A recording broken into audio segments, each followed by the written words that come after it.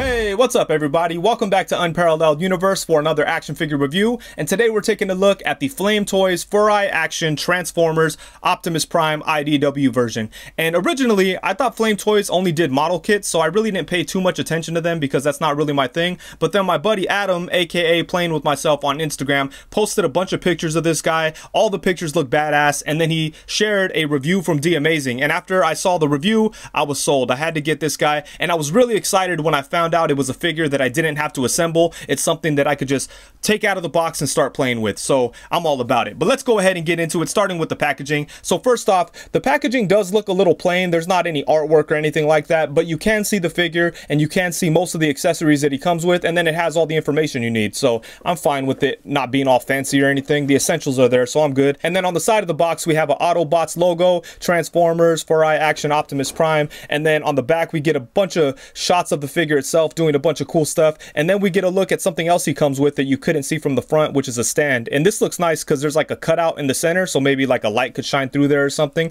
so that's really dope.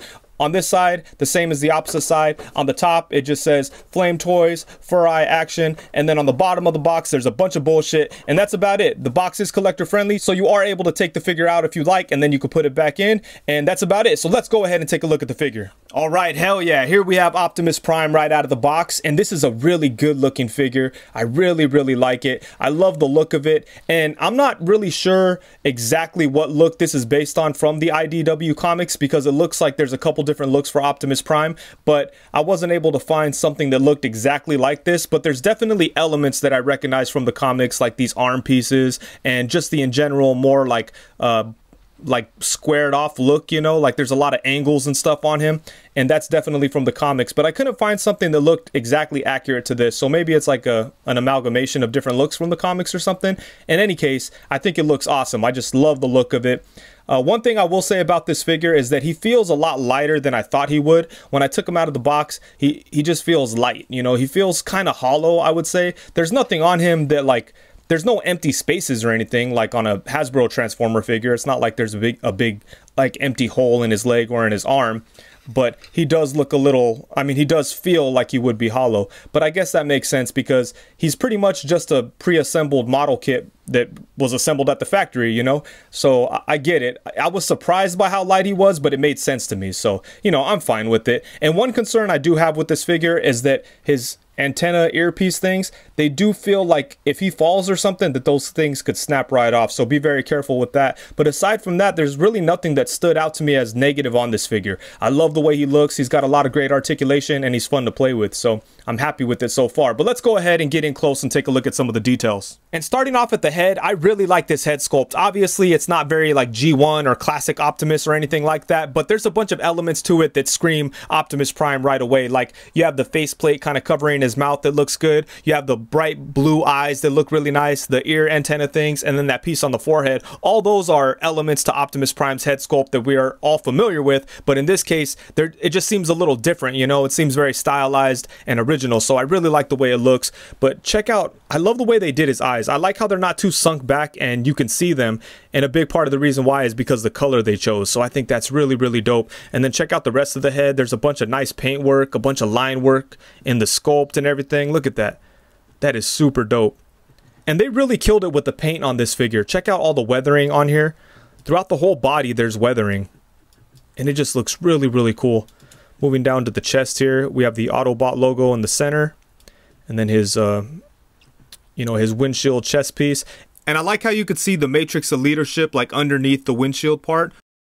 That's awesome. I didn't even notice that till right now. And then check out the Autobots symbol on this arm, right here too, on his little forearm shield. And this is cool. This is one thing about this figure that I thought that I wouldn't like, but it grew on me. I like the way these forearm shields look. These are dope. There's a bunch of nice paint work on the arms themselves. The fingers are very well sculpted. Look at that. And there's even some paint details like on the knuckles and stuff. Man, that's dope. They really went all out with the paint detail.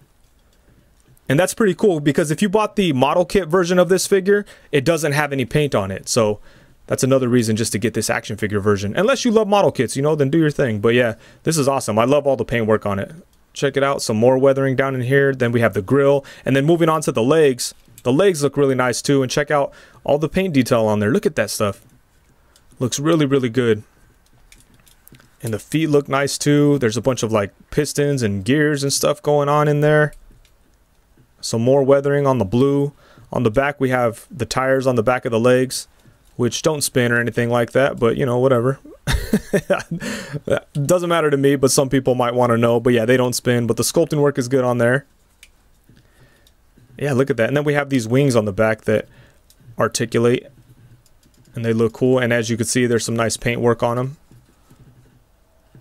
So yeah, look at that. That looks nice. But yeah, man, they killed it on the details on this figure. I really, really like the way it looks, and I'm really happy with the paint work on it. And for the accessories, Optimus Prime doesn't come with a whole lot, but he does come with the essentials. So I'm okay with what we have going on here, but let's go ahead and take a look. First off, he has a set of fists, and then he has a set of open hands, and then he has a set of gun gripping hands, which he could use, of course, to hold on to his big ass blaster.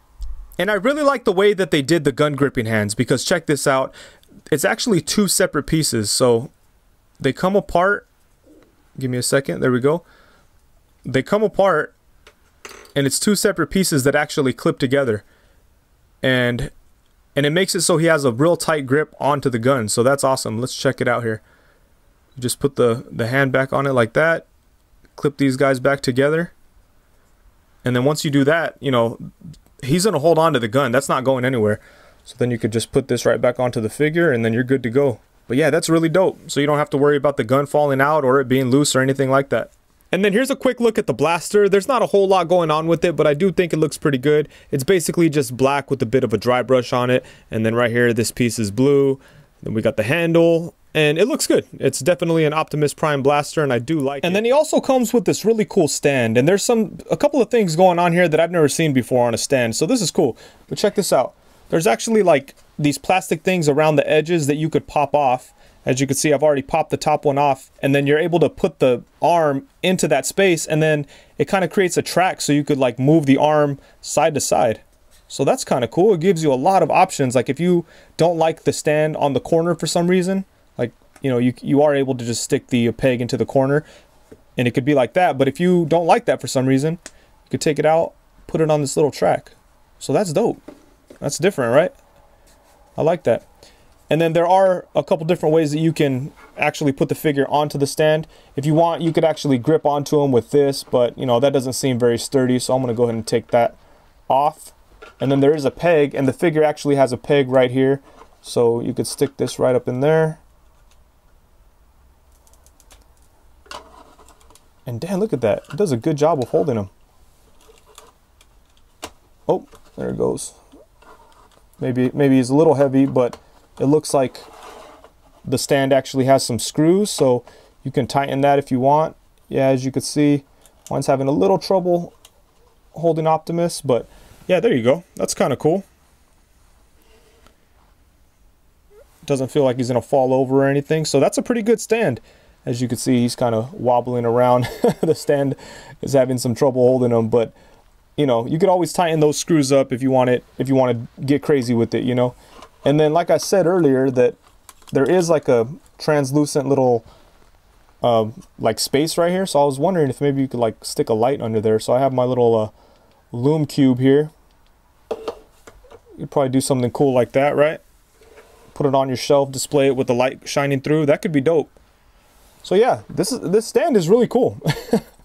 I might end up displaying them on this thing. I usually don't use stands too often, but when they're cool, I like them. So this one's pretty dope. And now for a couple of quick size comparisons, we have Optimus Prime alongside the Masterpiece Soundwave and the Transformers Generation Springer. I think that's what line he was from. A lot of people say that this Springer is kind of based on the IDW look. It's kind of hard to tell because he has the transformation, so you know, it's not going to look exactly like what it's inspired by, but still. Yeah, there you go. That he kind of fits in with this Optimus Prime okay. He's a little tall, but yeah, I think it looks all right. Obviously, Optimus can't really fit in with Masterpiece stuff because they're huge, but there you go. And then next up, we have him alongside the Masterpiece Sideswipe and the Hasbro Siege War for Cybertron Sideswipe. And it kind of looks like Optimus could look good with the Siege stuff, but, you know, the style's way different. And then next up, we have him alongside the Revoltech Optimus Prime and then the Hasbro Earthrise Optimus Prime. And right now, the FlameToys and the Earthrise Optimus Prime figures are my favorites. They're kind of neck and neck. I'm leaning towards the FlameToys because, you know, I like articulation over pretty much articulation and details over everything else, but I really love that Earthrise one. The Revoltech one is cool too, but he's just not as good as this FlameToys one, I feel like. And then next up, we have him alongside the War for Cybertron Siege Soundwave and the War for Cybertron Siege Megatron. And then here we have him alongside the Earthrise Crazy Ass Cliff Jumper and the Earthrise Wheeljack. And he kind of looks good with them too, but again, stylistically, they clash a little bit. And then here we have him alongside the Hasbro G.I. Joe Classified Snake Eyes and the Hasbro Lightning Collection Red Ranger. And then here we have him alongside the Thousand Toys Iron Giant and the Mezco King Kong. We could probably have some fun there with that. And then last but not least, we have him alongside the Marvel Legends Pizza Spider-Man and the Marvel Legends Bucky Cat.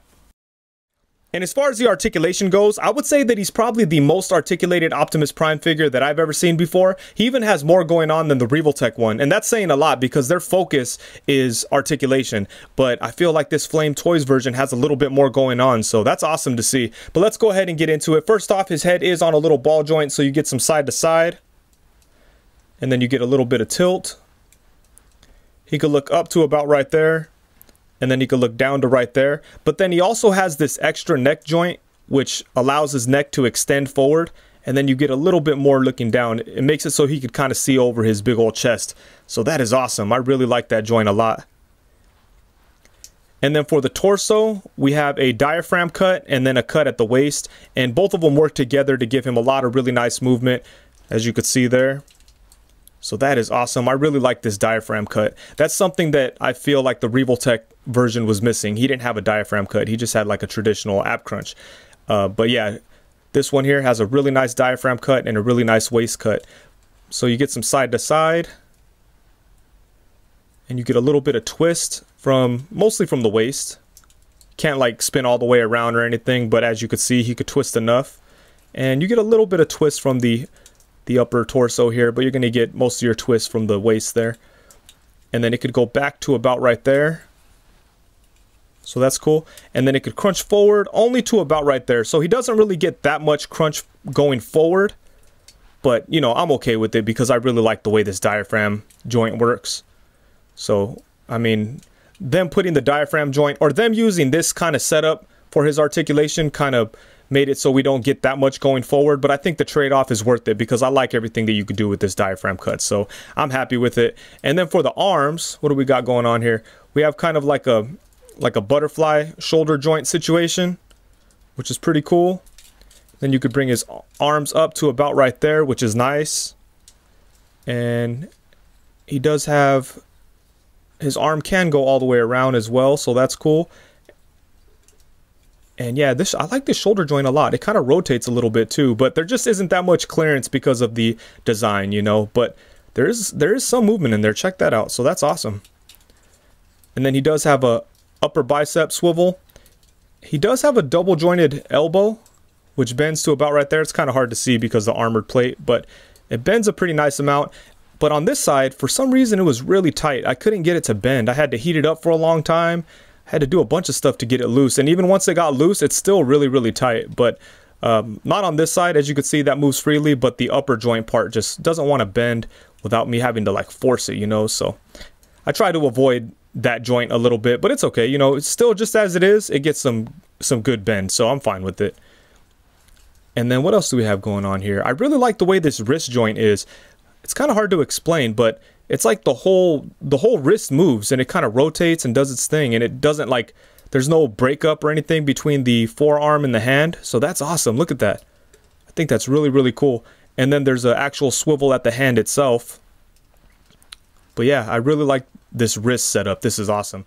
And then for the legs, this is where things really get interesting because the hip setup that they got going on here is kind of crazy. So check it out. It's really weird. So let's see how we're going to explain this. There's like a hinge in there that allows his leg to come all the way out like that. Can you see that hinge in there? That's really crazy. So you could bring his leg forward to right there, and then this piece kind of shifts up so it doesn't get in the way, but you could get his leg forward like that, and then the actual leg joint still moves a little bit more. So there's that hinge and then the traditional leg joint, but using both of them, look how high his leg could get. You could kick Megatron in his teeth. So look at that. That's really cool. But yeah, this joint is crazy. I'm trying to show you guys exactly how it works, but look at that. There we go. And then when the joint is all the way down, you could bring his leg out to the side. You can see the rotation in there. But when you have the leg all the way up into his body there, you can't really get the leg out to the side. So if you want to get him to do the splits or something crazy, you got to bring that down and rotate it. So there you go. But yeah, that's awesome. I really like that hip setup. That's really crazy. So good stuff there. And I like how all these pieces kind of shift out of the way so that you could actually use the leg. And then for the knee, he's got a pretty nice bend there. Check that out. So that's good. And then for the lower legs, let's see what we have going on here. His foot can rock side to side. It could also rotate, but you got to kind of shift it around if you want it to rotate. I mean, it's on a little joint in there. I thought it comes out a little bit. Oh yeah, there we go. So you could extend it and then rotate it if you want. But then there's also some rocking action. Yeah, so there we go. Oh, and then one final thing. He does have a toe crunch. So there you go. But yeah, man, a lot of really good articulation on this guy. He's a lot of fun to mess around and pose and play with. You could do a lot of really cool stuff with him. But yeah, I'm really digging this figure. The articulation, like, engineering is really interesting. It's different, so I like what they did here. Oh, one thing I forgot to mention. I love the way that when you bend his leg, the tires on the back of his leg here kind of go into the leg itself to allow a little bit more movement, or a little bit more bend for the knee. So yeah, just a lot of really cool, interesting, different things on this figure. So I'm really happy with the articulation. All right, guys. So overall, I absolutely love this figure, and I think that FlameToys did an incredible job with it. And to be honest with you, there's nothing that jumps out on this figure to me as like a huge flaw. Yeah, he does feel a little light, and I think that might be like a turn off to some people, but for me, it doesn't really bother me. It just kind of took me by surprise to begin with. And then aside from that, I mean, I am concerned that his antenna things are kind of at risk, but if those break, it's really my fault. I just have to be careful with it.